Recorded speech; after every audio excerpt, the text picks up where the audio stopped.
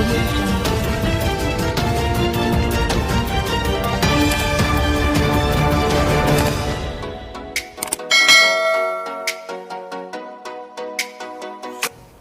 Om Swastiastu, pemirsa BB News TV dimanapun berada, semoga semua sehat dan berbahagia. Pemerintah Provinsi Bali di bawah kepemimpinan Bapak Gubernur Bali Wayan Koster dan Soekardo Okoos Adanuskawati telah mencanangkan penguatan dan pemberdayaan desa adat. Penerbitan Perda 4 2019 tentang desa adat merupakan jawaban atas bagaimana memberdayakan desa adat. Kali ini kita sudah bersama Kepala Dinas Pemajuan Masyarakat Adat, Bapak I Gusti Agung Ketut Kartike Jaya Seputra. Nah, beliau adalah Kadis PMA, mungkin dalam sejarah ini yang pertama sebagai Kadis PMA. Nah, hari ini kita akan membahas bagaimana penguatan dan pemberdayaan desa adat. Om Swastiastu, Pak Kadis. Om Swastiastu. Mungkin kira-kira bisa jelaskan seperti apa mungkin penguatan-penguatan yang dilakukan untuk memberdayakan dan bagaimana kembali memperkuat adat dan budaya di Bali ini. Baik, terima kasih. Jadi pemerintah Provinsi Bali salah satu program strategis dan program prioritas yaitu penguatan tugas dan fungsi desa adat di Bali. Pemerintah Provinsi Bali dalam hal ini sudah melaksanakan begitu banyak program-program kegiatan. Dimulai dari membuat regulasi berupa Peraturan Daerah Nomor 4 Tahun 2019 tentang Desa Adat di Bali.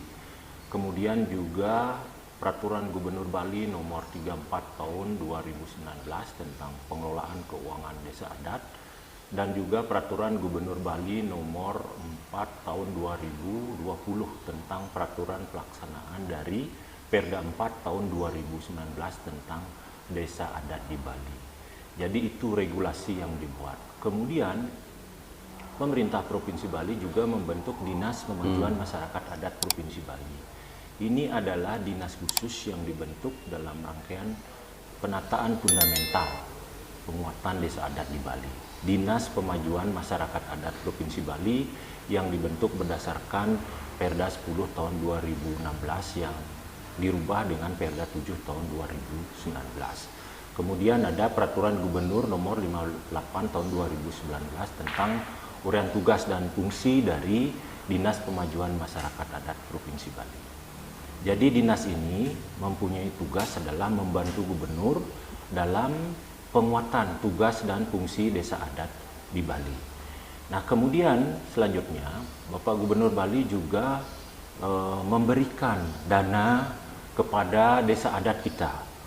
Ada 1493 desa adat di Bali, itu diberikan dana total sebanyak 447,9 miliar di APBD Semesta Berencana Induk tahun 2020. Kemudian di perubahan ini tahun 2020 ini pemerintah Provinsi Bali melalui APBD Semesta Berencana juga telah mengalokasikan sebesar 74 miliar lebih untuk desa adat. Nah, ini dilakukan adalah untuk sekali lagi dalam rangka menguatkan pembangunan di desa adat di Bali. Nah, apa saja pemanfaatan dana desa adat itu? Ya tentu dalam hal ini di bidang parahyangan, palemahan, pawongan, kemudian juga operasional dari prajuru desa adat. Tidak hanya berhenti di sana, untuk penguatan desa adat juga dibangun gedung majelis desa adat. Provinsi sudah selesai, sekarang dalam proses penyelesaian gedung majelis desa adat di kabupaten kota. Itu memanfaatkan dana CSR yang difasilitasi oleh beberapa BUMN yang diberikan oleh BUMN yang berusaha di Bali.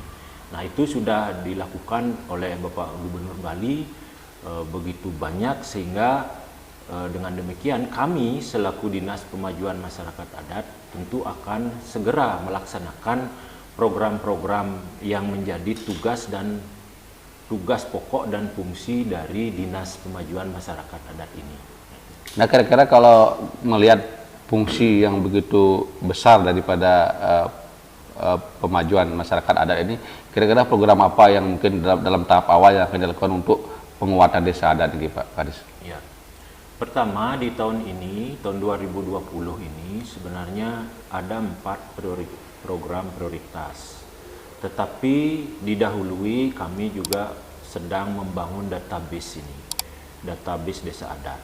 Nah, 4 program prioritas itu di bidang pemerintahan desa adat, kemudian juga di bidang perekonomian desa adat, kemudian hukum adat, dan juga perencanaan pembangunan desa adat. Di bidang pemerintahan desa adat, kami juga sedang menata struktur kelembagaan desa adat di Bali. Sekarang kita punya desa adat Tuo dan desa adat Anyar. Nah, ini sedang kita data kelembagaannya seperti apa, kemudian nanti kita akan tahu struktur pemerintahan desa adat Tuo dan desa adat Anyar. Kemudian juga di dalam pemerintahan desa adat itu kita juga melakukan pendampingan terkait dengan tata kelola pemerintahan desa adat dan tata kelola keuangan desa adat. Kita sudah buatkan petunjuk-petunjuk teknisnya dan itu sudah kami lakukan. Nah, kemudian di bidang perekonomian desa adat, saat ini kami sedang membina beberapa LPD bersama LP-LPD Provinsi Bali. Kemudian juga dengan BKS Provinsi Bali yang dasar hukumnya adalah Perda 3 tahun 2017 tentang LPD. Kemudian juga kami sedang merancang di tahun ini untuk penyusunan Perda Bago Usaha Paduan Desa Adat.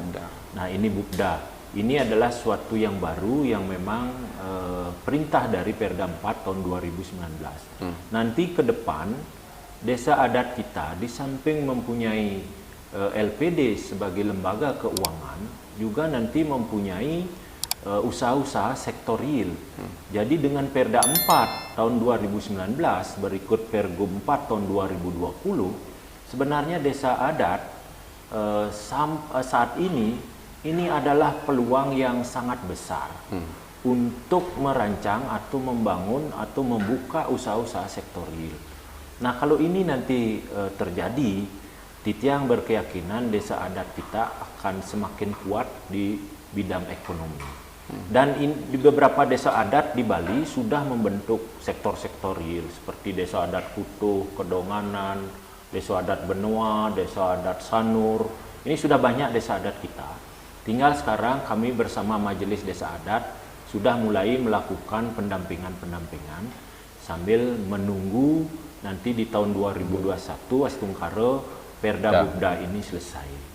Nah, kemudian di hukum adat, kita sekarang sedang membangun sistem aplikasi yang namanya JIDAT, Sistem Jaringan Informasi Dokumentasi Hukum Adat. Kami sekarang sedang mendokumentasikan seluruh haweg-haweg desa adat di Bali, seluruh pararam desa adat di Bali. Nah, itu nanti kami dokumentasikan dalam satu sistem aplikasi. Di dalam sistem aplikasi itu nanti juga akan berisi ruang konsultasi hukum adat.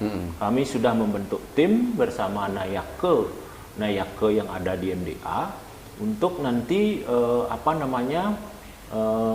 menghandle konsultasi hukum adat yang disampaikan oleh Kramo Desa Adat.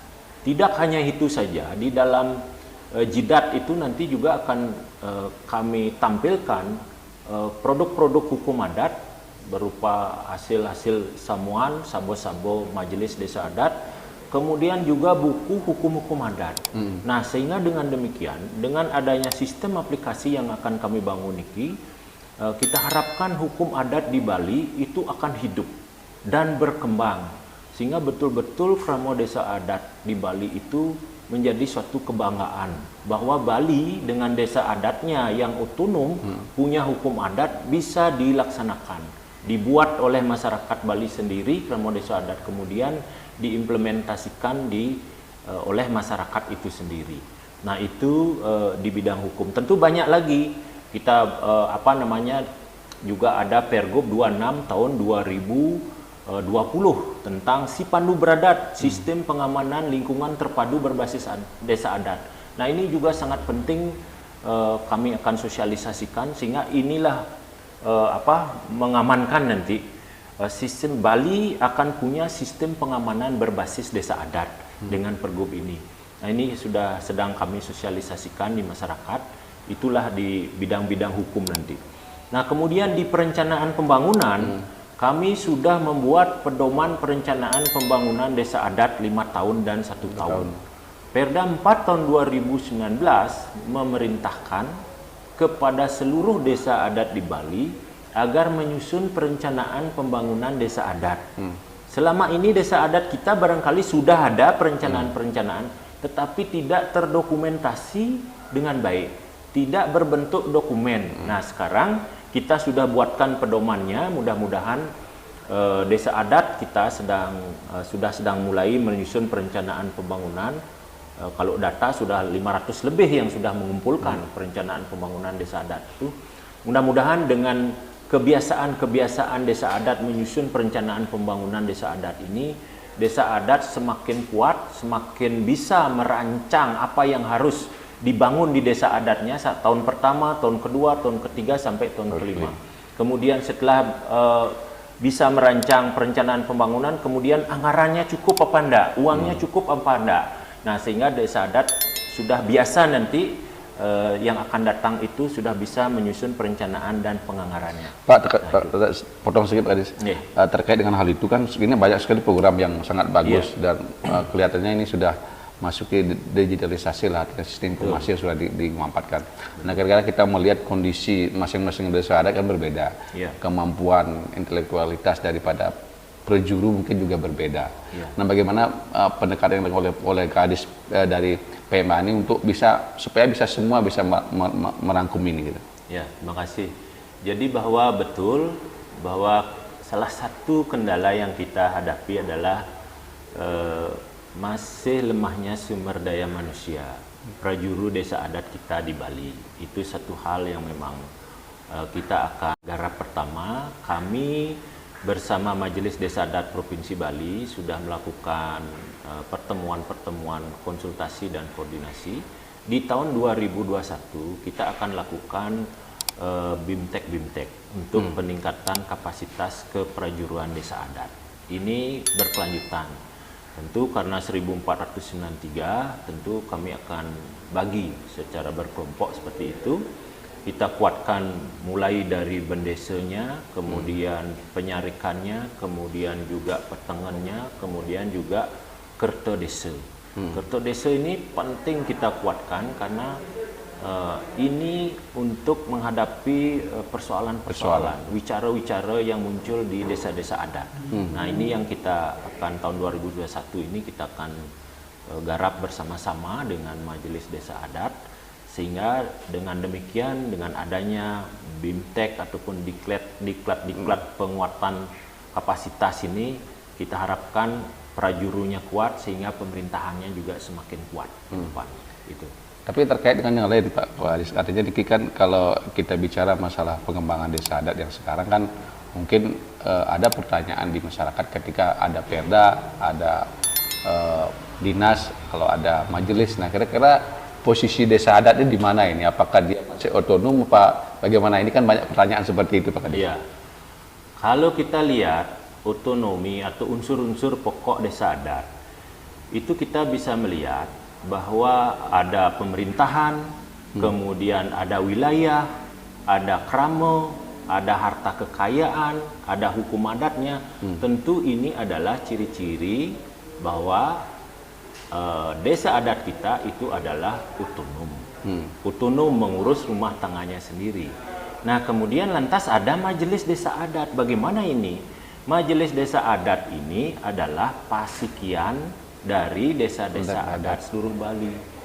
Di dalam paruman agung yang dilakukan tempo hari itu, bahwa desa-desa adat seluruh Bali itu sudah bersepakat menyerahkan kewenangannya kepada Majelis Desa Adat ini.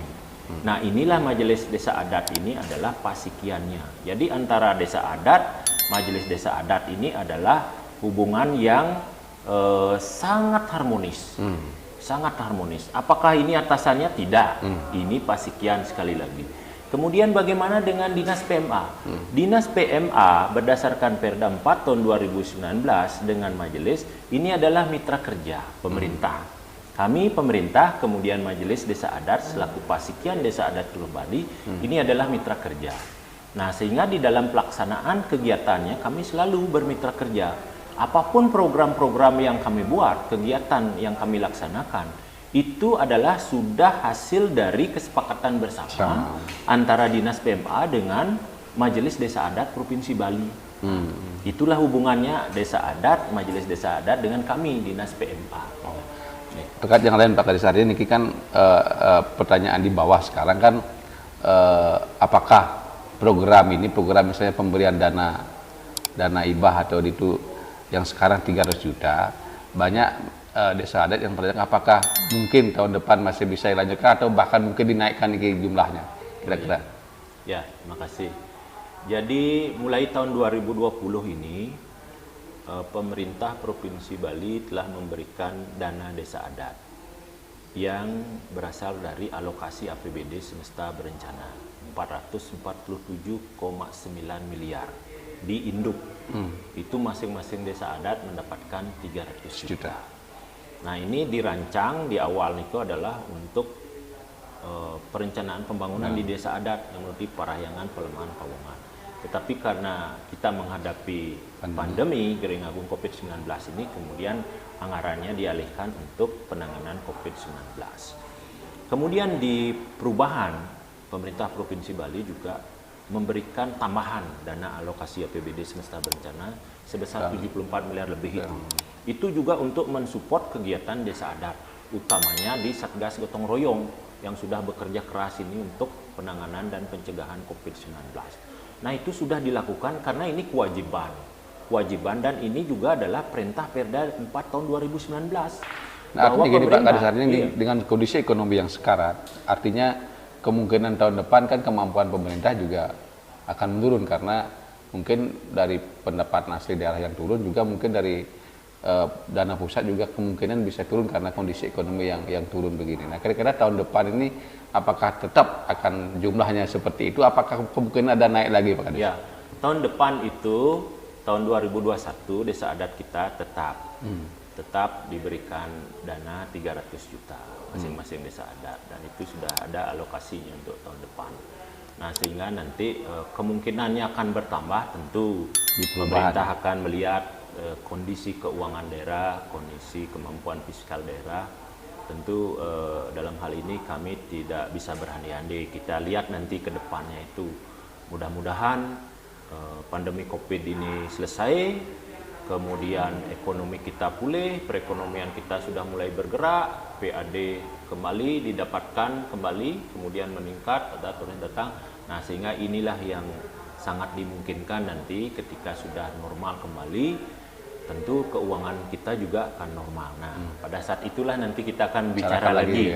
Nah, bagaimana dana desa adat ke depan. Naik. Nah, karena kan ini bagi desa adat penting, karena kemarin dapat dana besar tuh 300 juta, tahu-tahu digunakan untuk COVID karena situasi yang mendesak. Nah, sekarang kan harapannya kalau ketika COVID vaksin digunakan tahun 2021 mungkin awal, yaitu kembali ekonomi bagus dan pemerintah mengalokasi dana, kan bisa desa adat ini bisa konsentrasi untuk membangun itunya. Betul. Nah, oleh karena itu harapnya seperti itu.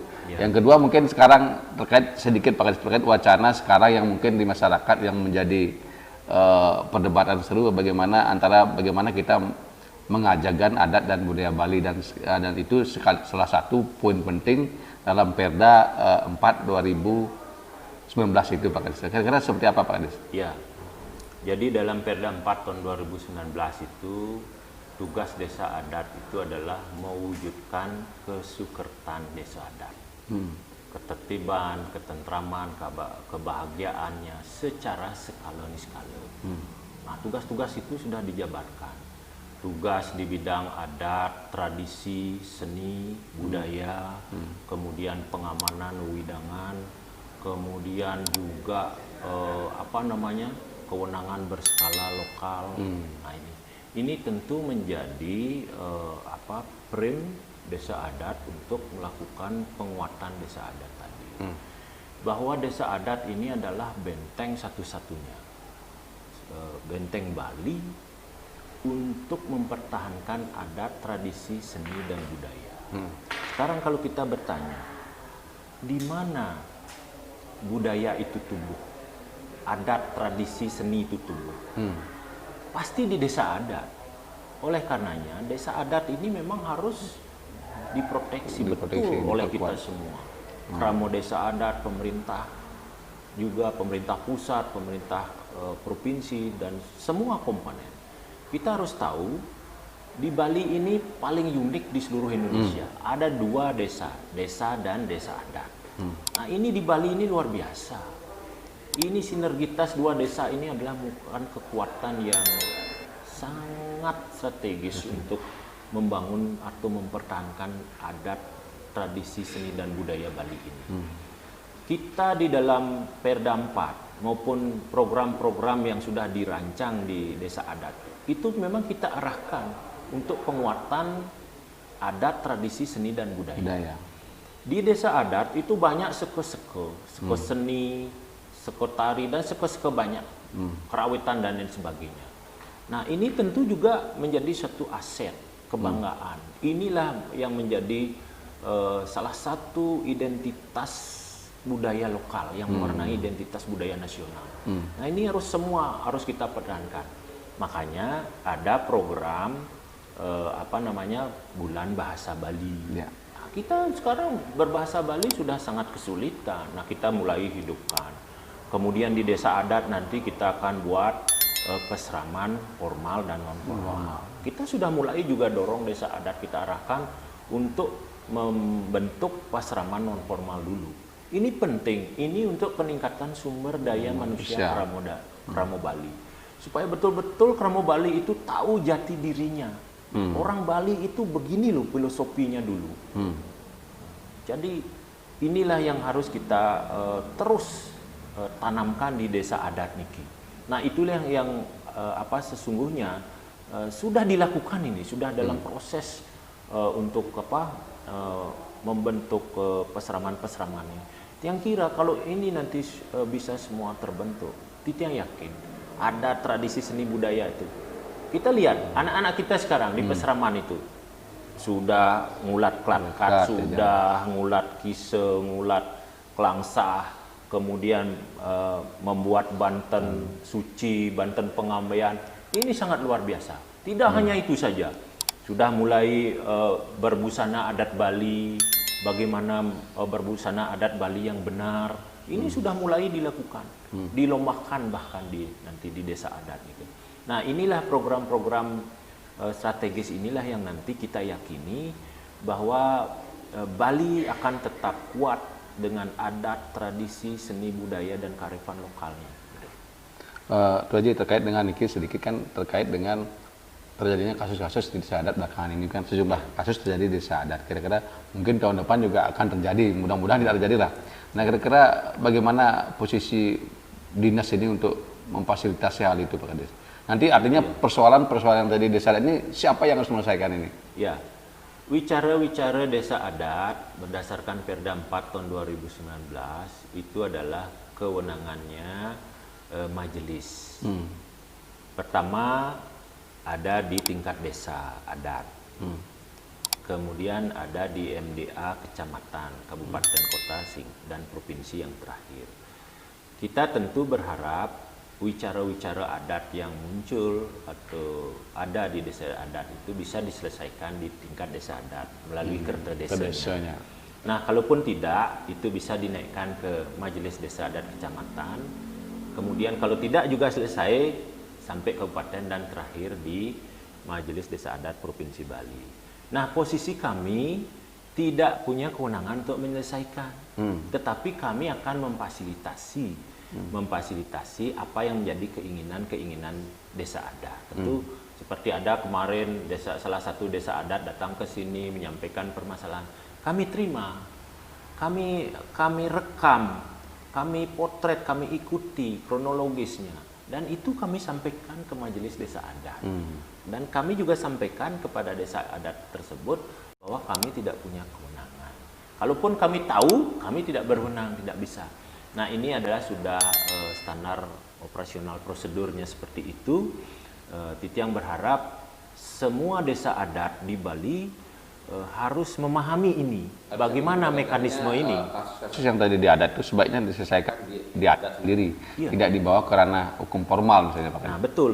Nah, inilah yang harus dipahami oleh desa adat. Nah, sekarang kami sedang mensosialisasikan Pergub 26 tahun 2020 tentang sistem pengamanan lingkungan terpadu berbasis desa adat. Pergub ini memberikan arahan seluruh komponen-komponen keamanan yang ada di desa adat, apakah itu Pacalang, Babin Kamtib, kemudian Linmas, ada Satpam, itu kita sinergikan menjadi dia forum. Forum Sistem Pengamanan Lingkungan Terpadu Berbasis Desa Adat, Sipandu Beradat. Baik yang ada di tingkat desa adat, kecamatan, kabupaten, dan provinsi. Nah, forum inilah yang tugasnya menyelesaikan. Artinya memfasilitasi, membantu memberikan rekomendasi. Jadi bukan menyelesaikan langsung.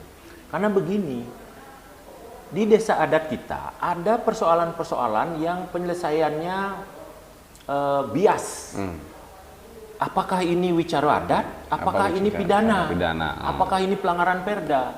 Nanti dengan adanya forum Sipandu Beradat ini, forum ini akan mengkaji, menganalisis. Oh, ini adalah wicara adat. Nah, ketika ini dianggap wicara adat, itu akan diserahkan ke kerta desanya. Oh, ini bukan. Ini adalah pidana. Itu akan diserahkan pada kepolisian. Oh, enggak, ini pelanggaran perda dan pergub. Diserahkan ke Pol PP. Nah, seperti itu nanti. Nah, mudah-mudahan dengan terbentuknya forum Sipandu Beradat ini, sistem pengamanan lingkungan terpadu di desa adat ini akan menjadi suatu yang menjadi model. Tidak ada di daerah lain. Sehingga wicara-wicara yang muncul di desa adat itu dapat diselesaikan dengan tepat dia. Karena ini wicara udah desa adat yang punya kewenangan. Ini pidana kepolisian, ini pelanggaran Pol PP. Nah, itu nanti ke depan.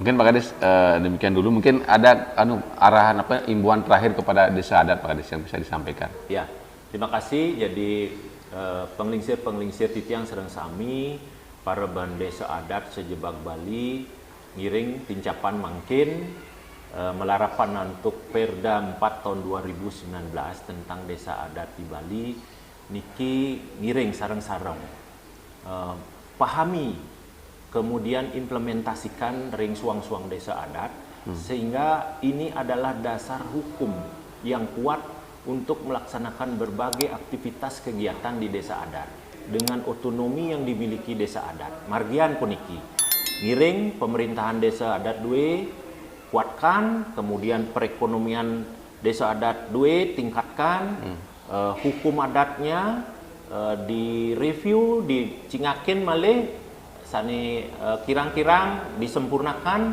kemudian rencanakan pembangunan dengan baik, dengan matang, beserta penganggarannya.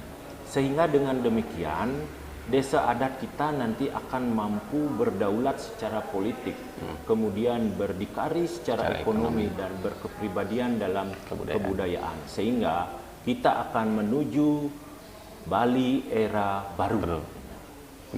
Semua Pak Kades, pemirsa BB News TV dimanapun berada, tadi sudah jelas gamblang apa yang dijelaskan Pak Kades tentang penguatan desa adat. Oleh karena itu, mari kita bersama-sama sebagai Karma Bali, mari kita perkuat desa adat ini. Mari kita perkuat adat dan budaya yang ada di desa adat. Oleh karena itu, kita sudah saatnya kembali ke desa adat. Titiang Sinab untuk Pramosanti. Om Santi, Santi, Santi, Om.